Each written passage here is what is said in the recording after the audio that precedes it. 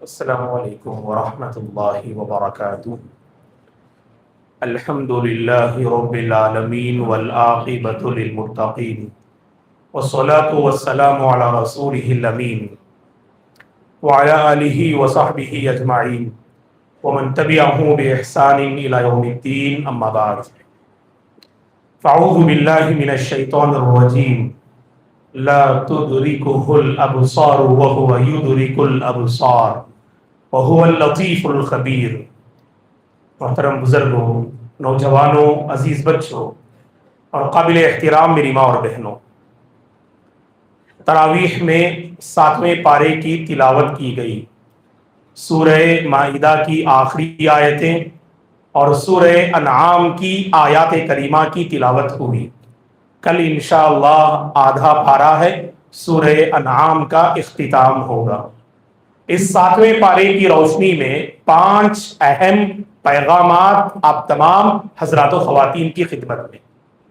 سب سے پہلا پیغام یہ ہے، جب 7واں پارہ ہم پڑھتے ہیں اور جو آج آیتیں پڑھی گئیں، تو اس پارے میں ایک آیت ہے جس میں اللہ تعالیٰ نے پوری طرح سے شراب کو حرام قرار دیا۔ ہم اور آپ جانتے ہیں، پہلے اللہ نے کہا کہ شراب میں فائدہ کم اور نقصان زیادہ ہے۔ پھر اللہ نے کہا کہ جب تم نشے کی حالت میں رہو نماز کے قریب نہ آنا۔ پھر اللہ نے سورہ انعام کی یہ آیت کریمہ جو آیت نمبر 90 ہے، اس آیت کریمہ کے بعد پوری طرح سے شراب کا ایک قطرہ بھی اللہ نے حرام کر دیا۔ یا ایھا الذین آمنوا انما الخمر والمیسر۔ اب ہم اس شراب پر تو بحث نہیں کریں گے، لیکن اسی آیت میں اللہ تعالیٰ جوا بازی کے بارے میں بتاتے ہیں۔ جیسے شراب حرام ہے، ویسے جوا کھیلنا بھی حرام ہے۔ اللہ تعالیٰ نے جوا کے بارے میں 3 اہم باتیں بتائی۔ جو لوگ جوا کھیلتے ہیں، اور آن لائن اللہ رحم کرے، آج کل تو ایسے بہت سارے کھیل ہیں جو آن لائن میں ہمارے نوجوان کھیلتے ہیں، حقیقت میں ان کھیلوں کی گہرائی تک آپ جا کے دیکھیں تو پتا چلتا ہے کہ جوا بازی کی نئی نئی شکلیں ہیں جو آج سوشل میڈیا میں رائج ہیں۔ پوری طرح سے جیسے شراب کا لیبل بدل کر لوگ پیتے ہیں، ویسے جوا بازی کا نام بدل کر لوگ جوا کھیلتے ہیں۔ اور جوا کے بارے میں اللہ نے 3 اہم باتیں بتائی۔ شراب ہو کہ یا جوا، 3 اہم اس کے نقصانات ہیں۔ پہلا نقصان کیا ہے جوا کا، کہ اس کے ذریعے سے اللہ تعالیٰ دلوں میں محبت کو ختم کر دیں گے۔ ایک دوسرے سے لڑنے کا مزاج ہوگا، ایک دوسرے پر ٹوٹ پڑنے کا مزاج ہوگا، ایک دوسرے پر ظلم کرنے کا مزاج پیدا ہوگا جوا سے۔ انما یرید الشیطان ان یوقع بینکم العداوۃ والبغضاء فی الخمر والمیسر، خود اللہ نے قرآن میں کہا۔ اور دوسرا نقصان کیا ہے جوا کا؟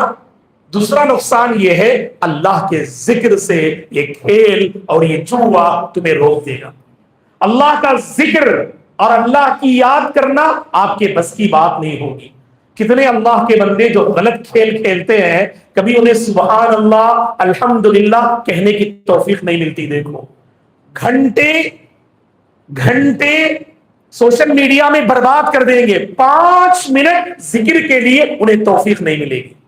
اور تیسری اہم بات اللہ نے بتائی کہ جوا کھیلنے سے انسان نمازوں سے غافل ہوتا ہے، وہ نماز کا پابند نہیں ہوگا۔ تو دوستو، وقت بہت بڑی نعمت ہے، اس کی حفاظت کرنا۔ خاص کر میں نوجوانوں سے کہوں گا، اللہ نے جوانی کا جو سنہرا موقع آپ کو عطا کیا ہے، اس میں کچھ کر گزرنے کا حوصلہ آپ کے پاس ہوتا ہے۔ اللہ کی خاطر، اللہ کے دین کے لیے اسے استعمال کیجیے، اپنی دنیا اور آخرت بنانے میں اسے لائیے۔ آپ ایسا نہ ہو، ایسا کھیل اور ایسی حرکت مت کیجیے آپ جس سے آپ کی دنیا بھی بگڑ جائے اور آپ کی آخرت بھی بگڑ جائے۔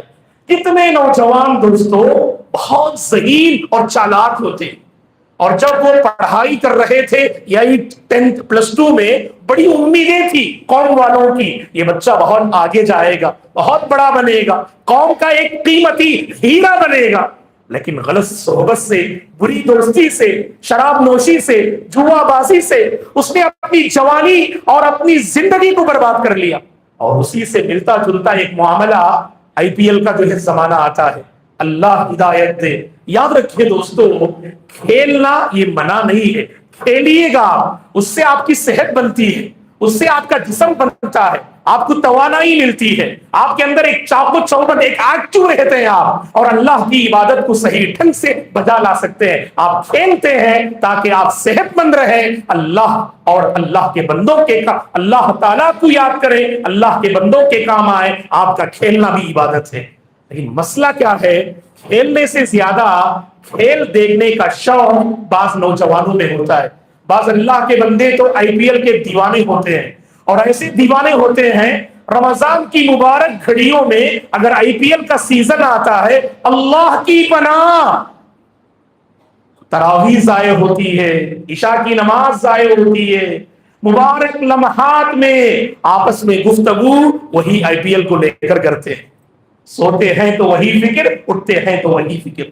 نہیں اللہ کے بندو، یہ جوانی ہے، اس کی حفاظت کر لینا۔ یاد رکھیے گا، یہ کھیل دیکھنے سے کچھ حاصل ہونے والا نہیں، آپ کی تباہی ہے، آپ کی بربادی ہے۔ جو کھیلنے والے کھیل کر پیسے کما رہے ہیں، ان کی دنیا تو بن رہی ہے، نہ ہماری دنیا بنی نہ ہماری آخرت بنی۔ اللہ ہم سے ناراض اور ماں باپ بھی ہم سے ناراض۔ کتنے ماں باپ ہیں، گھر کا کوئی کام ہوتا ہے، بچے تیار نہیں۔ آئی پی ایل کے زمانے میں گھنٹوں بیٹھ جاتے ہیں، گھر کی کوئی ضرورت ہوتی ہے، ماں دہلیز پہ کھڑی رہتی ہے اور بچوں کا انتظار کرتی ہے۔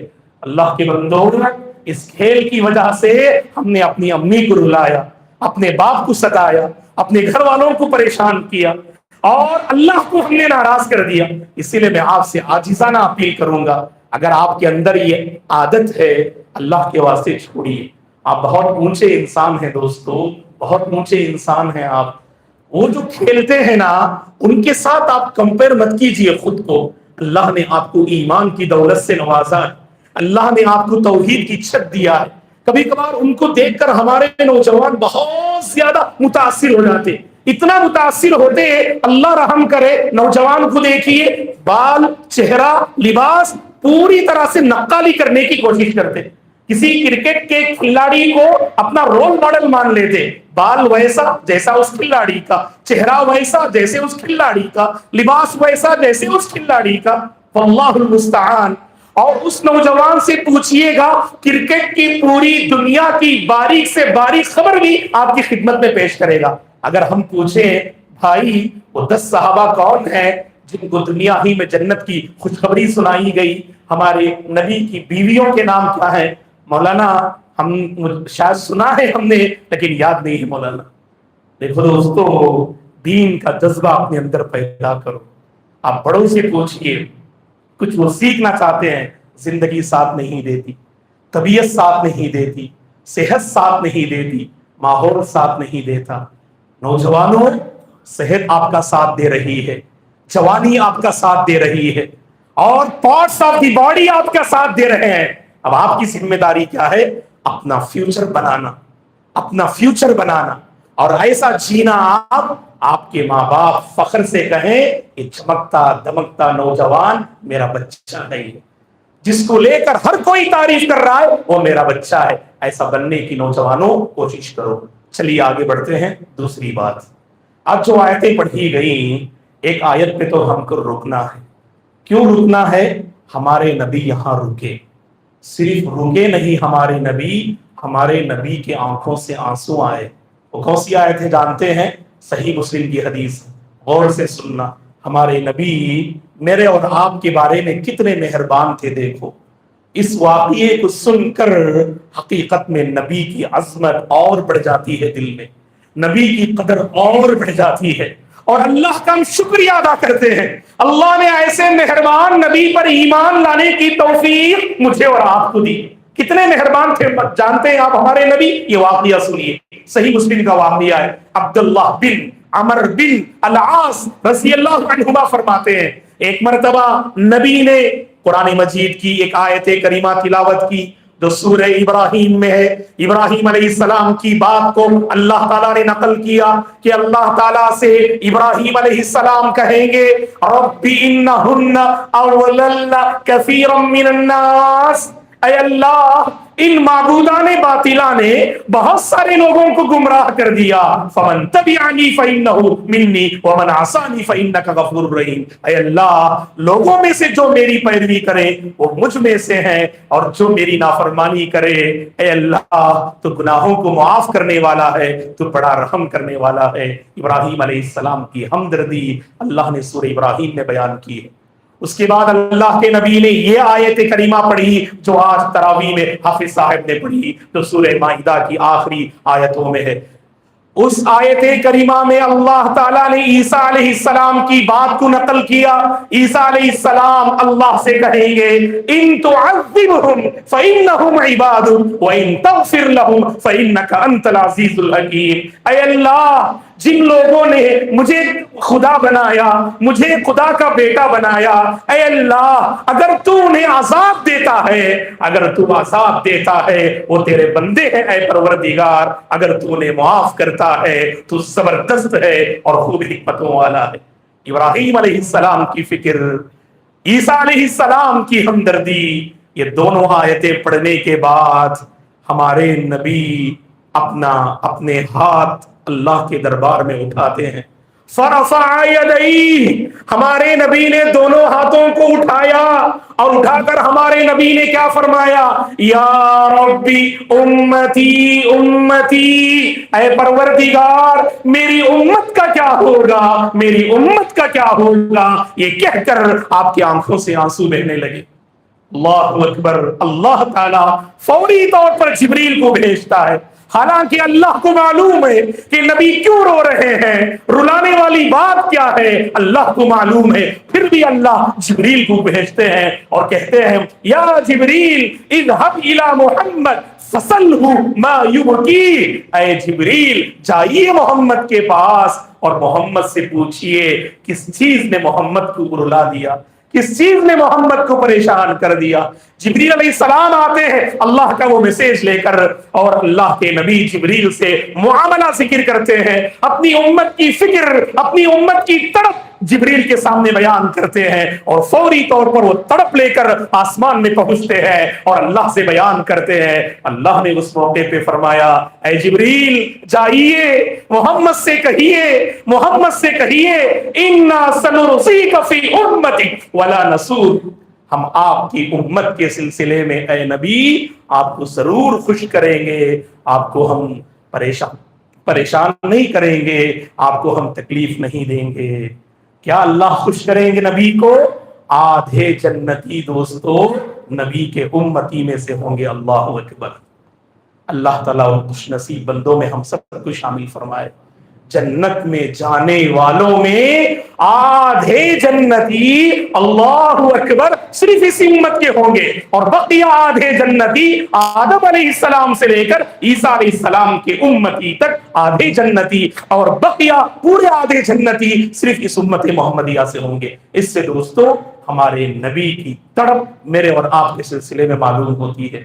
اس لیے اس نبی کی قدر کرنا، اس نبی کو پڑھنا، اس نبی پہ درود بھیجنا، اس نبی سے سچی محبت کرنا، اس نبی کی ایک ایک سنت پہ قربان ہونا، اس نبی کی ایک ایک سنت پہ قربان ہونا، اور اس نبی کی زندگی کو اپنے لیے آئیڈیل مانتے ہوئے آپ کے ایک ایک طریقے کو اختیار کرنا۔ دوستو چلیے آگے بڑھتے ہیں۔ تیسری بات، اتنے مہربان نبی ہمارے جب سورہ انعام پڑھتے ہیں تو مکی سورت ہے، اللہ تعالیٰ نے نبی کو تسلی دی۔ جانتے ہیں کیوں؟ مکی زندگی جب ہم پڑھتے ہیں، آپ نبی بنائے جانے کے بعد 13 سال مکے میں تھے، بہت پریشان کیا دوستو مکہ والوں نے آپ کو، آپ کی تڑپ کو بہت سارے لوگ سمجھے نہیں، آپ کی فکر کو بہت سارے لوگ سمجھے نہیں، اسی لیے ہمارے نبی نے کیا فرمایا؟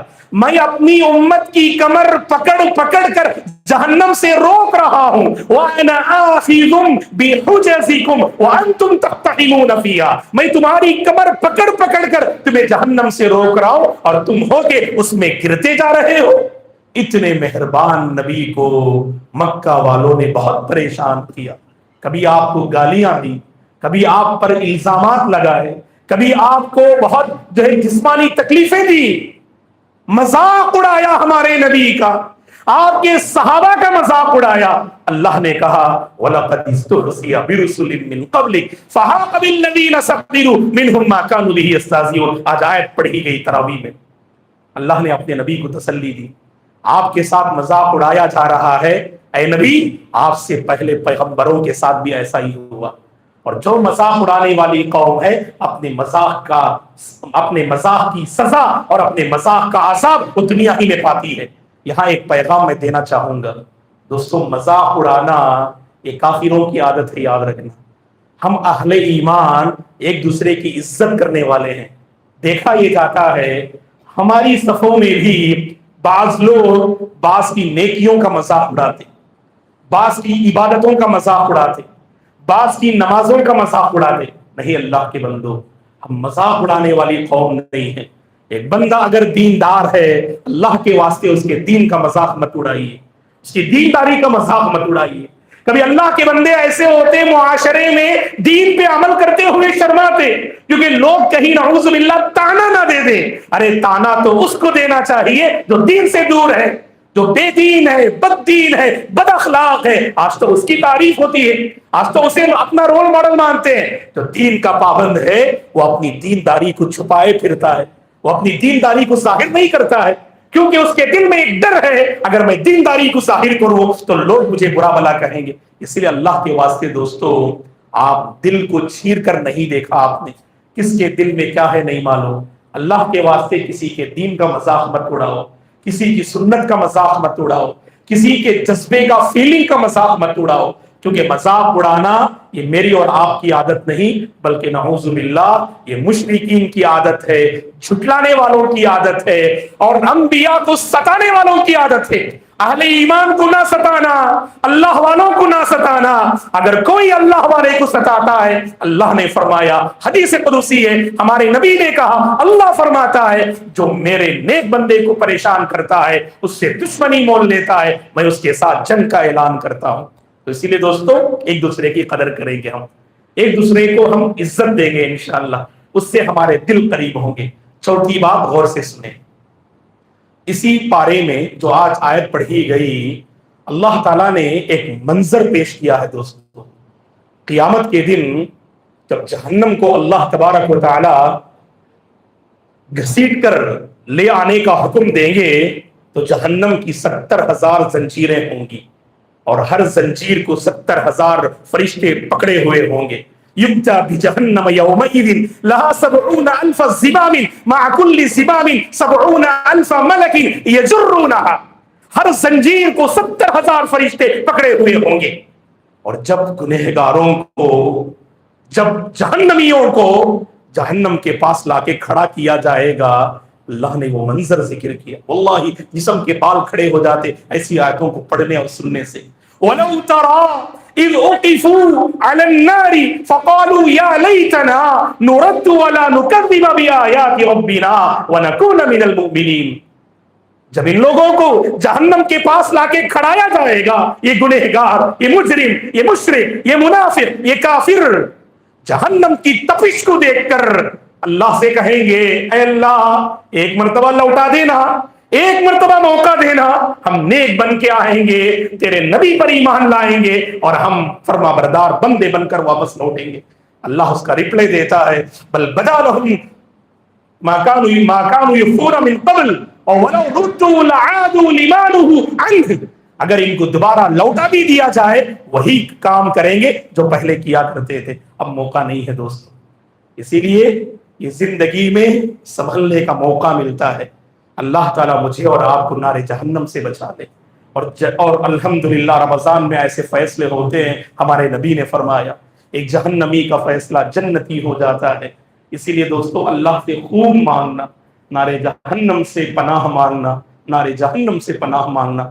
جب بھی ہاتھ اٹھے جہنم سے پناہ مانگو، کیا پتا کہ ہماری کوئی دعا قبول ہو جائے اور ہمیں اللہ تعالیٰ مکمل جہنم سے بچا لے۔ اسی لیے دوستو اس کو ہم برداشت نہیں کر سکتے ہیں۔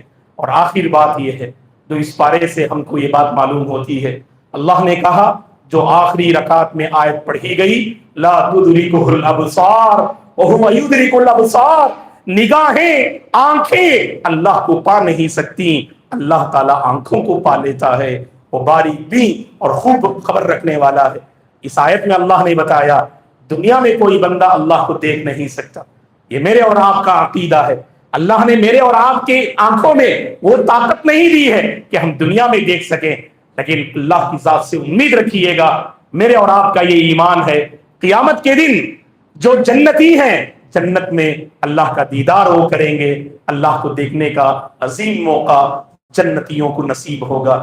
معتزلہ ایک گمراہ جماعت ہے، ایک گمراہ فرقہ ہے، اس جماعت کا کہنا ہے کہ جنت میں بھی جنتی اللہ کو دیکھ نہیں سکتے، یہ بالکل غلط عقیدہ ہے۔ صحیح عقیدہ یہ ہے کہ دنیا میں کوئی دیکھ نہیں سکتا، حتیٰ کہ ہمارے نبی نے بھی اللہ کو نہیں دیکھا، اس دنیا میں سفر معراج میں بھی نہیں دیکھا، بلکہ سارے لوگ، سارے جنتی انشاءاللہ جنت میں دیکھیں گے۔ جہنمی کلا انہم عن ربہم یومئذ لمحجوبون، اللہ نے صاف الفاظ میں فرمایا یہ جو گنہگار ہیں، یہ مشرکین ہیں، اللہ کے دیدار سے یہ روک دیے جائیں گے۔ جو اللہ کے نیک بندے ہیں وجوہ یومئذ ناظرہ الی ربہا ناظرہ، یہ نیک بندوں کے چہرے قیامت کے دن تر و تازہ ہوں گے، بہت ہی خوشنما ہوں گے، اپنے رب کو دیکھ کر ان کی رونق بڑھ جائے گی، چہرے کی زینت اور بڑھ جائے گی۔ اور اللہ کے نبی نے ایک مرتبہ رات کے موقع پر تشریف لائے اپنے صحابہ کے سامنے، صحیح بخاری مسلم کی حدیث ہے،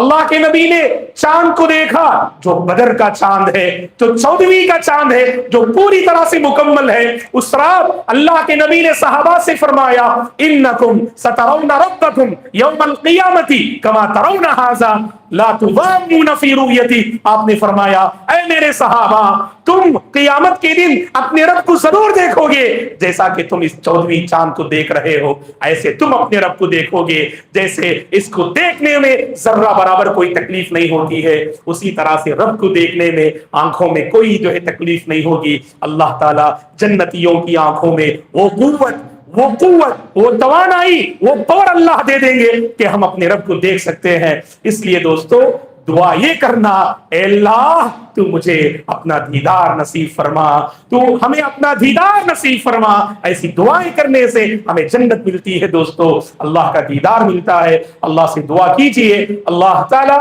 ہمارے نوجوانوں کی حفاظت فرمائے، عمدہ کاموں میں مصروف رہنے کی اللہ انہیں توفیق عطا فرمائے، ہر اس کام سے اللہ نوجوانوں کی اور پوری امت مسلمہ کی حفاظت فرمائے، جو کام کے دنیا کو بگاڑنے والا، جو کام کے آخرت کو برباد کرنے والا، جو کام اور کھیل کے اللہ کو ناراض کرنے والا، اللہ ایسے ہر کام اور ہر کھیل سے ہم سب کی حفاظت فرمائے۔ اللہ ہم سب کو زندگی کو غنیمت جان کر اللہ کی بندگی کرنے کی اللہ تعالی ہم سب کو توفیق عطا فرمائے۔ اللہ ہم سب کو وقت کا قدرداں بنا دے، زندگی کا قدرداں بنا دے، وقت کی صحیح قدر کرنے کی اللہ ہم سب کو توفیق عطا فرمائے۔ صحابہ کو، اللہ کے نبی کو رول ماڈل مان کر زندگی گزارنے کی اللہ ہم سب کو توفیق عطا فرمائے۔ اس مہربان نبی کی صحیح معنوں میں قدر کرنے کی اللہ توفیق عطا فرمائے۔ آپ کی ایک ایک سنت کو دل و جان سے اپنانے کی اللہ ہم سب کو توفیق عطا فرمائے۔ نارے جہنم سے اللہ ہم سب کی حفاظت فرمائے، نارے جہنم سے اللہ ہم سب کی حفاظت فرمائے۔ قیامت کے دن جنت میں پروردگار ہم سب کو اپنا دیدار نصیب فرمائے، ہم سب کو اپنا دیدار نصیب فرمائے، ہم سب کو پروردگار جنتیوں میں شامل فرمائے۔ اللہ ہمارے اعمال کو قبول فرمائے، اللہ ہمارے گناہوں کو درگزر فرمائے۔ جو بقید حیات ہے اللہ تعالیٰ زندگی میں خیر و برکات کا نزول فرمائے، جو انتقال کر گئے اللہ بال بال ان کی مغفرت فرمائے، کروٹ کروٹ اللہ انہیں جنت نصیب فرمائے۔ اللہ ہم سب کو ہر فتنے سے محفوظ رکھے، مرتے دم تک اللہ کتاب و سنت پر باقی رکھے، کتاب و سنت پر اللہ خاتمہ نصیب فرمائے۔ آمین۔ اقول قولی ھذا واستغفر اللہ لی ولکم ولسائر المسلمین من کل ذنب فاستغفروه انه هو الغفور الرحیم۔ سبحانک اللہم وبحمدک اشہد ان لا الہ الا انت استغفرک واتوب الیک۔ محترم حضرات اور خواتین، جیسا کہ آپ جانتے ہیں کہ صبح 11:30 بجے سے الحمدللہ ہمارے جو عقیدے کی کلاس ہے وہ شروع ہو چکی ہے، تقریباً 2 دن ہو گئے ہیں الحمدللہ. بعض خواتین تشریف لا رہے ہیں اور بعض احباب بھی تشریف لا رہے ہیں. تو آپ لوگوں کے پاس وقت ہے تو آئیے گا. پیر، منگل، بدھ، جمعرات ہر ہفتہ 4 دن انشاءاللہ ہماری یہ کلاس ہوگی. جزاکم اللہ خیرہ. السلام علیکم ورحمۃ اللہ وبرکاتہ.